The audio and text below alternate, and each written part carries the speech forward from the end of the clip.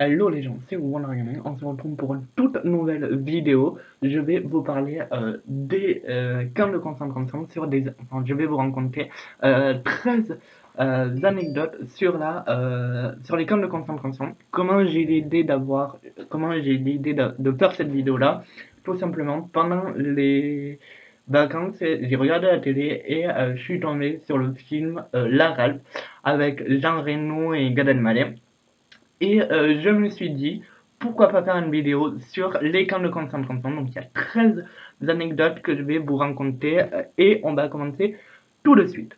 Alors, la première anecdote, il y a plus de personnes sont mortes à Auschwitz, donc c'est un camp de concentration, que de Britanniques et d'Américains combinés pendant la Seconde Guerre mondiale. Déjà, ça fait beaucoup. Deuxième anecdote.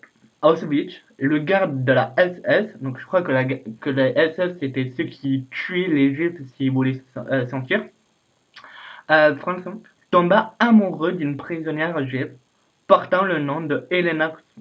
Il lui sauva la vie plusieurs fois. Elle a témoigné en sa faveur lors de son procès d'après-guerre. Alors là, ok. Troisième anecdote, celle-là elle est fou. Je pense que vous avez tous lu ou entendu le livre d'Anne Frank, qui était une jeune juive et qui a été emprisonnée dans les camps de concentration.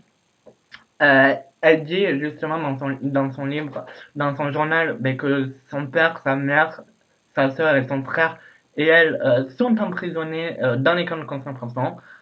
Ils sont morts, sauf que le père de Anne Frank a survécu au camp de concentration, mais il est mort en 1980, non pas par vieillesse, mais par un cancer d'un poumon, enfin du poumon. Ok, donc quatrième anecdote, c'est pendant l'Holocauste, je sais pas ce que c'est, une femme juive dénonçant plus de 3000 cachettes juives à la Gestapo pour sauver sa vie.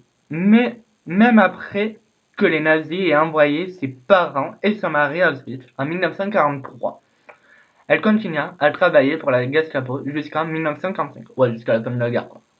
Mais c'est horrible. Ça veut dire que les juifs, ils avaient trouvé des plans pour survivre aux Allemands. Et elle a dénoncé toutes les cachettes des juifs. Bon, ok.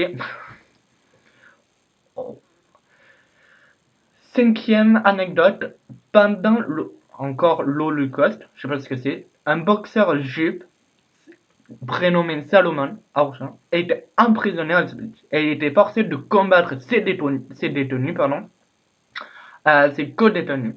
Le perdant a été envoyé aux chambres à gaz ou au peloton d'exécution. Il surveilla plus de 2 ans et 200 combats jusqu'à la libération du camp. Ça fait beaucoup, mais il a survécu apparemment. Sixième anecdote. À Will, non, Wiltold Pilcher, un soldat polonais volontaire pour être emprisonné à Auschwitz, afin que tout le monde sache ce qui se passe durant la locution et aussi recueillir les informations sur des évasions. Ah oui, puisqu'en gros, la Pologne, je crois que la Pologne, la France, les Anglais et les Britanniques étaient ensemble. Et du coup, il a été, donc du coup, ce soldat a été emprisonné pour savoir ce qui se passait réellement en fait. Enfin, je pense. La 7, on va pas la faire parce que moi je la trouve pas très intéressante. Donc du coup, on va passer à la 8. Environ 60 millions de restes, l'équivalent de 120 millions de livres aujourd'hui, ont été générés par des esclaves d'Auschwitz pendant l'Occupation pour l'État nazi. Ouais, donc en gros, ils payaient les nazis, quoi, en gros, les juifs. Quand c'est bien compris, c'est ça. Neuvième. Wow. Sur un total d'environ 5000 employés nazis ayant travaillé à Auschwitz, seulement 750 ont été punis. Pourquoi, je sais pas, mais voilà. Dixième, dixième anecdote. 1 million, 1,1 million de personnes sont mortes au cours des 4 ans et demi d'existence du camp de concentration Auschwitz.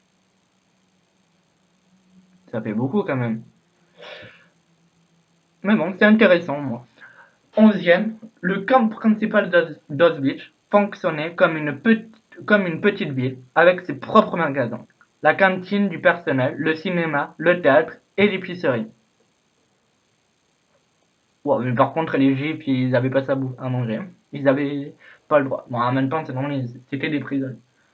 12e anecdote, et avant-dernière anecdote, c'est Joseph Mengele. C'est un scientifique qui menait des expériences et des études à Auschwitz où des jumeaux étaient souvent impliqués. Si un des jumeaux mourait, l'autre était immédiatement tué pour procéder à des autopsies comparatives.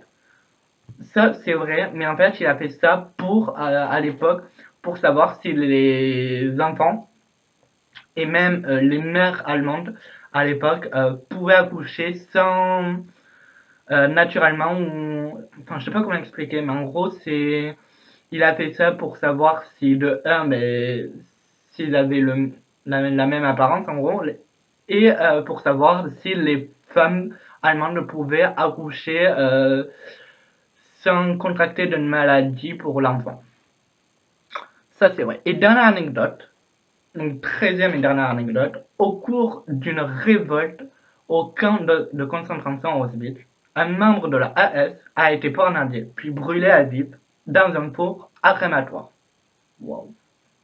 Mais comment ça se fait? Comment ça se fait? Parce que normalement, c'est les juifs qui étaient brûlés à vif, pardon, et qu'ils étaient amenés à un four à crématoire. Et là, un Allemand quand même. Mais c'est bizarre. Ah oui, non, mais ok, il était mort, donc c'est pour ça qu'on l'a envoyé euh, c'est pour ça qu'on l'a brûlé et après on l'a envoyé au camp de dans un four. Donc c'est pour ça que. Ok. Mais d'ailleurs, comment ça se fait que l'Allemand, euh, au cours d'une révolution du camp de concentration de Mitch, un membre de la S. Mais oui, mais comment le membre de la SS a été poignardé? Puisqu'il n'y a que les Allemands qui peuvent y aller. Ah non, attends. Et non, parce que des fois ils n'avaient pas les plis barbelés à mon avis. Et du coup, c'est un juif qui l'a tué, je pense. Ou c'est soit un juif, soit un soldat britannique, américain, anglais ou polonais, ou même français, qui l'a peut-être tué. Je sais vraiment pas. Je sais vraiment pas ce qui s'est passé pour la 13e anecdote, mais voilà. Voilà. Euh, c'est la fin de cette vidéo. Si cette vidéo vous a plu, n'hésitez pas à mettre le pouce bleu et à vous abonner si ce n'est pas encore fait. C'était mon Gaming. Allez, ciao!